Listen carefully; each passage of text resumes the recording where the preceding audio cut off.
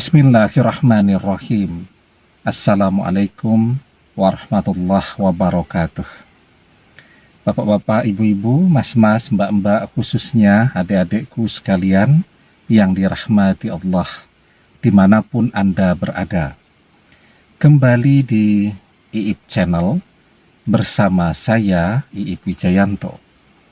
Kali ini kita akan membahas tema membersihkan dirimu dari pengaruh pelet mantan yang membuatmu tidak bisa melupakannya dan tidak punya keinginan untuk mencari penggantinya. Ya. Nah, jadi ketika kita ini tidak bisa melupakan mantan dari hari ke hari, dari waktu ke waktu, tambah cinta, tambah penasaran ya. Bahkan kalau yang namanya kangen kepada mantan itu terjadi setiap hari, kalau kangen bisa sampai nangis-nangis dan seterusnya. Padahal waktu sudah berjalan cukup lama. Kalau baru pisah 2-3 hari, nangis-nangis, ya biasa saja. Tapi kalau sudah waktu berlalu 2-3 tahun ya, dan kita terus seperti itu ya, bisa jadi ya, bahwa kita tidak bisa melupakan mantan itu tadi karena pengaruh pelet dari mantan ya. Kalaupun kita tidak bisa melupakannya, kalau kita mencintai bukan karena pengaruh pelet dari mantan, ya kita tetap mencintainya. Kadang-kadang kalau melewati rumahnya kita bergetar begitu. Tapi seiring perjalanan waktu kita akan terbiasa. Tidak sampai nangis-nangis lagi. Ya mungkin setiap hari kita tetap ingat kepada mantan ya, tetapi itu tidak sampai mempengaruhi ya kinerja kita. Termasuk ketika kita misal ketemu ya, misal saya ya, laki-laki ketemu dengan wanita yang cantik ya, ya deg-degan juga.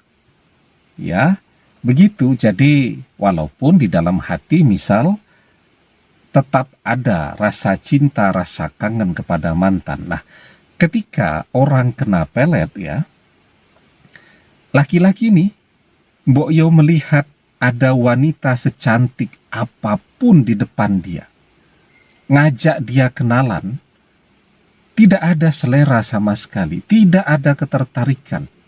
Ya, yang ada di dalam pikirannya cuma mantan, mantan, dan mantan.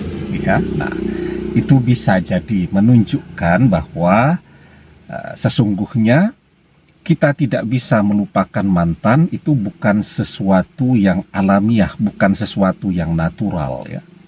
Tetapi karena pengaruh pelet dari mantan ya. Jadi yang pertama bisa jadi dulu ketika mantan mendekati kita memang sudah menggunakan pelet ya. Misal melihat kita punya uang lah ya, punya banyak fasilitas dan dia mau memanfaatkan kita. Sebenarnya mantan ini biasa-biasa saja ya, dibandingkan misal mantan-mantan kita dulu. Tapi kita jatuh cinta luar biasa. Apapun yang dia minta pasti kita berikan sampai habis-habisan. Begitu dia bosan, dia pergi. Tetapi pengaruh ilmu peletnya mungkin masih ada pada diri kita ya. Jadi pelet itu ada yang dikirimkan dari jauh. Tetapi kan seiring perjalanan waktu karena dekat, makan bareng, minum bareng, dan seterusnya, ya sangat mungkin juga, ya mungkin saja di dalam makanan yang kita konsumsi, itu ada sesuatu yang sudah dijampi-jampi di sana. Sehingga pengaruh dari pelet tadi menjadi sangat kuat terhadap diri kita. Ketika dia melepaskan kita, ya kita tetap saja, ya, tetap terbayang-bayang terus, tetap menginginkan dia, ya. Bahkan setelah waktu berlalu lama, kalau orang patah hati sekalipun, ya waktu berlalu 1 tahun, Dia sudah bisa kerja, sudah bisa kuliah biasa-biasa saja. Ini sudah 2 tahun berlalu, tetap nangis-nangis setiap hari jika ingat kepada mantan. Nah, jadi ya, kalau memang kita ya kena pengaruh dari pelet tadi, tentu harus kita bersihkan. Nah, yang kedua ya, bisa jadi juga mantan ini tipe orang yang egois ya. Jadi dia mau orang ketiga, tetapi dia tidak mau kalau sampai kita jadi milik orang lain. Nah, maka ketika dia pergi, ya dia tetap meletakkan peletnya kepada kita, sehingga misal dia sudah berkeluarga, kita tetap tidak punya keinginan mencari pengganti dia. Ya, setiap hari, setiap detik yang kita lakukan hanya berkhayal, ya, ketemu dia, melihat foto-foto dan video di masa lalu bersama dia, dan seterusnya. Jadi, dia mau orang ketiga yang lebih keren daripada kita, tetapi juga dia tidak mau kalau sampai kita jadi milik orang lain, ya. Dan manusia itu egois biasa saja. Ya, saya sering memberikan contoh anak-anak ya. Jadi memang sifat egois itu umumnya sudah kita bawa sejak kita anak-anak dulu. Punya seragam sekolah, ya sudah tidak dipakai. Sudah punya seragam yang baru, yang dipakai. Begitu kata ibunya, ini seragam sudah tidak dipakai ya. Bagaimana kalau kita sumbangkan saja? Karena masih layak pakai. Agar manfaat ya untuk teman-teman yang tidak mampu. Dia tidak mau. Pokoknya dia mau seragam barunya, tetapi juga dia tidak mau kalau seragam yang lama sampai dimiliki orang lain. Nah, itu sifat egois kita yang memang kadang-kadang sudah ada sejak kecil ya, dan tanpa kita sadari kita bawa terus sampai dewasa ya. Nah, sekarang ya tentu kita harus melanjutkan hidup kita, melanjutkan kerja, melanjutkan kuliah, dan seterusnya.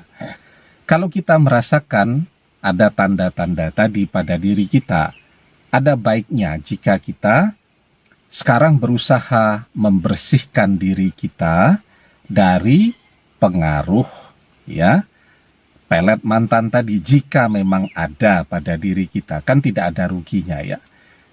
Yang kita lakukan proses membersihkannya tadi tentu sesuai dengan tuntunan Rasulullah Shallallahu Alaihi Wasallam ya. Yang kita lakukan adalah mengaji ya, sehingga kita tetap dapat pahala ya. Jadi ketika memang pelet itu ada, kita dapat pahala dan itu akan membersihkan diri kita. Jika pelet itu tidak ada, kita tetap dapat pahala karena yang kita lakukan adalah mengaji ya. Nah, sekarang bagaimana caranya? Nah, sebelum kita bahas lebih jauh, jangan lupa yang belum subscribe untuk memencet tombol subscribe dan menyalakan lonceng notifikasi agar Anda selalu mendapatkan pemberitahuan video-video terbaru dari channel kesayangan kita ini. Dengan subscribe, doa-doa kita selalu terhubung, sehingga kita selalu bisa berdoa bersama-sama ya. Nah, jadi di dalam sebuah hadis dari Aisyah Ummul Mukminin radhiyallahu anha, beliau berkata, "Anna Nabiyya sallallahu alaihi wasallam kana iza awa ila firasihi kulla lailatin jama'a kafaihi summa nafasha fihima faqara'a fihima qul huwallahu ahad wa qul a'udzu birabbil falak wa qul a'udzu birabbin nas summa yamsahu bihima mastata'a min jasadiha yabda'a bihima ala ra'sihi wa wajhihi wa ma akbala min jasadihi yaf'alu zalika salasya maratin." Nabi Shallallahu Alaihi Wasallam ketika berada di tempat tidur di setiap malam, beliau mengumpulkan kedua telapak tangannya. Lalu kedua telapak tangan tersebut ditiup dan dibacakan Qul huwallahu ahad, surat Al-Ikhlas. Qul a'udzu birabbil falak, surat Al-Falak. Qul a'udzu birabbin nas, surat An-Nas. Kemudian beliau mengusapkan kedua telapak tangan tadi pada anggota tubuh yang mampu dijangkau, dimulai dari kepala, wajah, dan tubuh bagian depan. Beliau melakukan yang demikian sebanyak 3 kali. Ya, nah jadi yang perlu kita lakukan untuk membersihkan diri kita dari pengaruh pelet, guna-guna, dan seterusnya, termasuk sekaligus memagari diri kita agar jangan sampai kena lagi. Setiap sebelum tidur ya, nah kita meletakkan tangan kita seperti posisi kita kalau mau berdoa ya. Nah, begini. Kemudian kita bacakan Qul a'udzu birabbil falak, Qul a'udzu birabbin nas, dan Qul huwallahu ahad. Ya, surat Al-Falak, surat An-Nas, dan surat Al-Ikhlas.